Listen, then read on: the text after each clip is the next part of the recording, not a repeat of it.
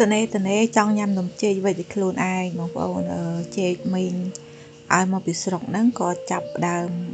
ទុំនឹកឃើញថាចង់វិចនំហ្មងចង់វិចនំចេកញ៉ាំខ្លួនឯងអញ្ចឹងណាដោយសារតែចេកហ្នឹងវាជាចេកធម្មជាតិហើយម្យ៉ាងទៀតយើងវិចខ្លួនឯងអញ្ចឹងទៅមានអារម្មណ៍ថាស្អាតអនាម័យជាងយើងទិញគេអញ្ចឹងណាយើងទិញគេក៏គេធ្វើស្អាតដែរប៉ុន្តែយើងអត់ទុកចិត្តដូចតែយើងធ្វើខ្លួនឯងអញ្ចឹងហើយណាមួយរំលឹកអនុស្សាវរីយ៍កុំឲ្យភ្លេចនៅស្រុកស្រែធ្លាប់វិចនំអញ្ចឹងណាអាហារ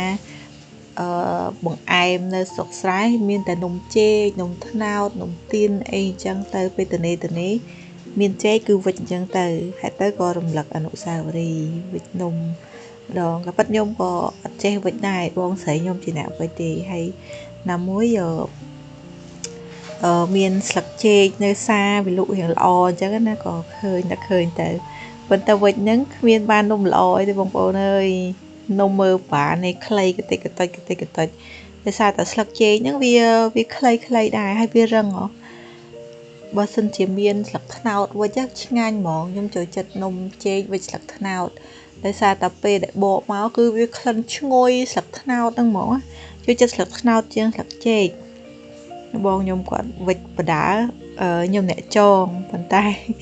រូបរាងមើលមិនសូវស្អាតហ្មងទេប៉ុន្តែរសជាតិទទួលយកបានគឺអែមហ្មងរសជាតិ